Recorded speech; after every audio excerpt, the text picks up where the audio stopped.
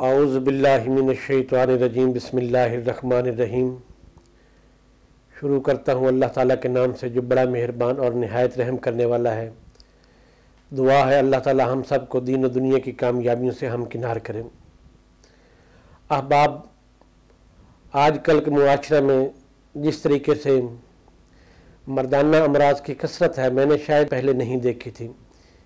اس کی سب سے مین وجہ ہے کہ آج کل جو آپ کو غذا خوراک میسر ہے وہ کوئی خالص نہیں، اور جو دیسی اور خالص غذائیں تھیں وہ تو اب یوں سمجھے کہ ناپید ہوتی جا رہی ہیں۔ دیسی گھی کی جگہ ڈالڈا آ گیا، دیسی انڈے کی جگہ فارمی آ گئے، اسی طریقے سے بکرے کا گوشت ہے، جو طاقت والی غذائیں ہیں ان کی جگہ چکن وغیرہ آ گیا، جو ٹھیک ہے غذائی ضروریات کو پورا تو کرتے ہیں لیکن ان میں طاقت و توانائی کی کنڈیشن وہ نہیں جو عموماً دیسی خوراک میں ہوتی ہے۔ احباب، آج کل ہمارے معاشرے میں اکثر لوگوں کے اندر مادہ تولید کی کمی ہوتی ہے، ٹائمنگ بالکل نہیں ہوتی۔ جب وہ اپنی بیوی کے پاس یا اپنی شریکہ حیات کے پاس جاتے ہیں تو بس آنے جانے والی بات ہوتی ہے، نہ تو وہ خود سیکسول سیٹسفیکشن حاصل کر سکتے ہیں، نہ صنف مخالف کو وہ سیکسول سیٹسفیکشن پرووائڈ کر سکتے ہیں۔ تو ایسی صورتحال میں ظاہری بات ہے کہ انسان کے لیے پریشانی ہوتی ہے، اور پریشانی تو یقینی ہوگی کیونکہ جب مادہ تولید ہی نہیں ہوگا تو وہ نکلے گا کیسے؟ اور اگر مادہ تولید کی وہ مقدار مطلوبہ اگر جسم میں نہ بنے تو ظاہری بات ہے کہ انسان پر بڑھاپے کے اثرات جو ہے وہ بہت جلد نمودار ہونا شروع ہو جاتے ہیں، اور صنف مخالف کی طرف سے بھی عموماً بات بات پر لڑائی جھگڑا چڑچڑا پن، اور میں نے دیکھا ہے کہ بعض دفعہ گھروں میں نوبت طلاق تک آ جاتی ہے۔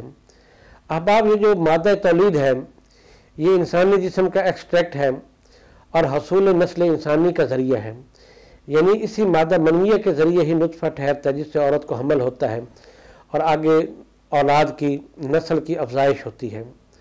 احباب، جو لوگ مردانہ امراض کو معمولی سمجھ کر اگنور کرتے ہیں عموماً ان کو بھی بعض دفعہ بھیانک نتائج کا سامنا کرنا پڑتا ہے۔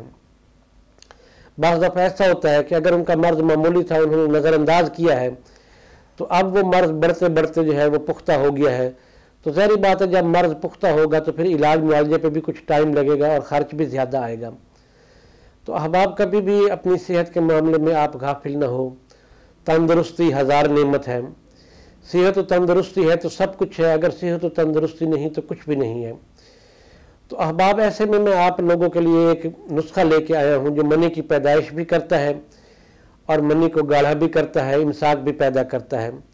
مختصر سا نسخہ ہے، آپ نے سالہ مصری جو ہے وہ 1 تولہ لینی ہے، موسلی سفید آپ نے 1 تولہ لینی ہے، موسلی سیاہ آپ نے 1 تولہ لینی ہے، تال مکھانا آپ نے 1 تولہ لینا ہے، سنگھاڑا آپ نے 1 تولہ لینا ہے، اور چھوٹی الائچی بھی آپ اس میں 1 تولہ ڈالیں۔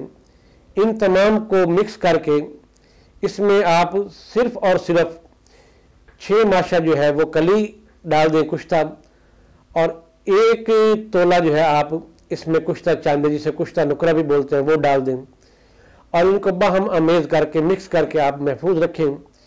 اس میں سے 3 سے 5 ماشا کی مقدار صبح نہار منہ، اور 3 سے 5 ماشا کی مقدار ہی آپ عصر کے وقت نیم گرم دودھ سے استعمال کریں۔ انشاءاللہ تعالی اس نسخے سے ایک تو مردانہ جراثیم بھی امپروو ہوں گے، ٹائمنگ بھی بہتر ہوگی، اور اگر منی کم مقدار میں پیدا ہو رہی ہے تو منی بھی بکثرت پیدا ہوگی، اور انسان کا انتشار بھی جو ہے وہ بھی کامل ہوگا۔ احباب، آپ اس نسخے کو بنائیں، حکماء حضرات کے لیے ہے، عامی حضرات کے لیے ہے، جو بھی لوگ بنائیں بندہ ناچیز کو دعاؤں میں یاد رکھیں۔ اللہ تعالیٰ آپ سب کا حامی و ناصر ہو۔ والسلام۔